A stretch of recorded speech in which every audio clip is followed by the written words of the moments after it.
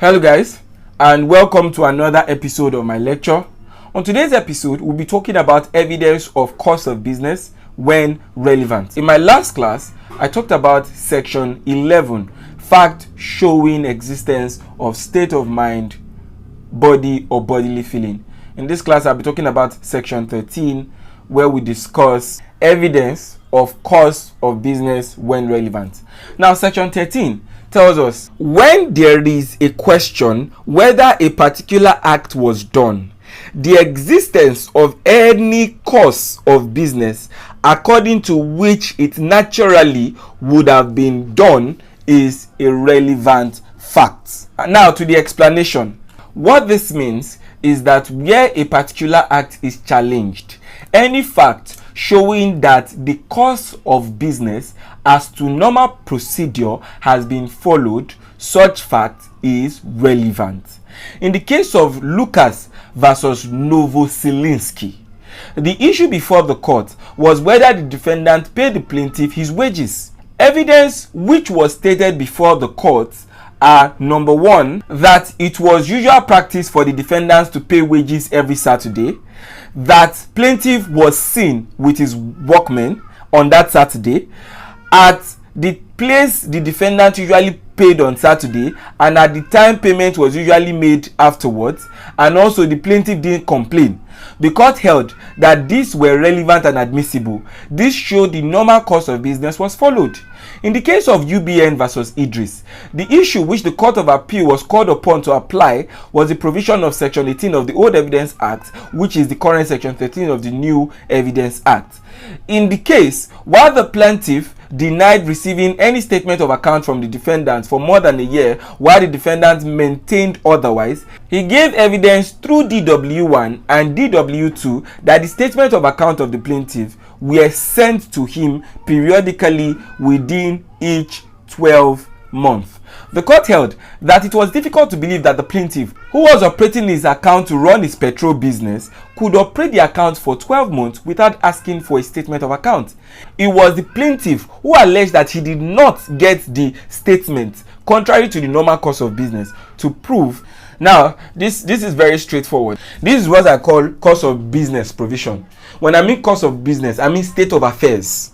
Do you understand? So, if on a normal day, A, B, C happens, A, B, C happens. Now, where A, B, C has happened, and that issue is before the court will presume that since ABC has happened, the course of business which normally would be in accordance with ABC have been followed.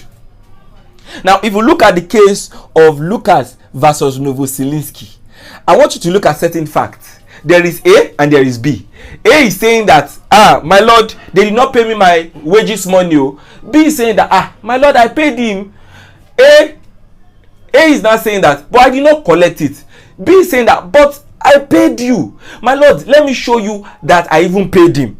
Number one, it showed they don't used to give receipts in that particular business. Because if they had given receipts, then B would have been mandated to bring his receipts. But they don't bring receipts in that business. What they do is that they pay every Saturday. That's number one. Number two, the plaintiff was there, which means they must have marked the register that the plaintiff has been paid. Do you understand that? The plaintiff was seen by other workmen. Number two. Number three, at the place the plaintiff usually paid on Saturday, and at the time payment was usually made afterwards. So not only was that the plaintiff was there, that's A was there, the A was also there during the time that they pay.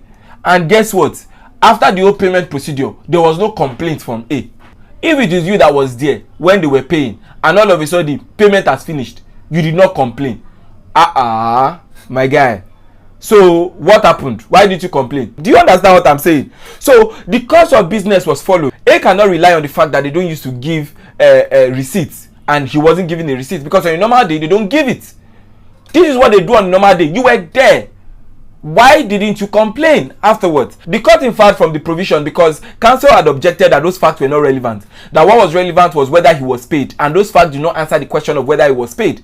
But the court held that they were relevant in accordance with Section 13, because to prove that he was paid, then there had to be a proving that the course of business has been followed. In this case, ABC, which is the illustration that I gave earlier, which regarding the course of business, has been followed in this case. In this case, every Saturday they pay. In this case, this Saturday in question, A was there. In this case, as at the time they were paying, A was there. In this case, other people, other workmen saw A. In this case, afterwards, A did not complain. So what exactly is B supposed to do in that particular circumstance? Do you understand what I'm saying? So if the course of business have been proven, God can see that, oh, this is the way things used to be. The burden is then on A to prove otherwise. The burden is not on B. The burden is on A to prove that although I was there, although afterwards I did not complain, but this is what happened. If A cannot do that, then the court will hold that he has been paid. Also, if we look at the case of UBN PLC versus Idris, a whole petrol manager in a company, he said that he has not received credit alerts, he has not received bank statements for the whole of a year thereabout. Now, the other party said, but we send you this thing constantly, and they can even prove that they sent it. But then the petrol manager is saying, I did not receive it. But they could prove that he sent. But he is saying that he did not receive. The court said, it is even impossible or difficult to think that you will operate a whole petrol business for a whole year. You will not ask for your account balance. How are you doing your accounting? How are you doing every other expenditure? You didn't ask for account balance, and that is your main petroleum account. That the onus, since the other party have been able to prove that they sent it out, the onus is therefore on the petrol guy to prove that he did not receive it, and also to prove that they had not done their job to give it to him. Do you understand that? So that is what I call the course of business section, or also the state of affairs section. But then with this, we round up everything that we need to know on relevant facts evidence from section 6, 7, 8, 9, 10, 11, and 13. So with that, we then move to confessions and admissions, which is another beginning of very interesting set of classes.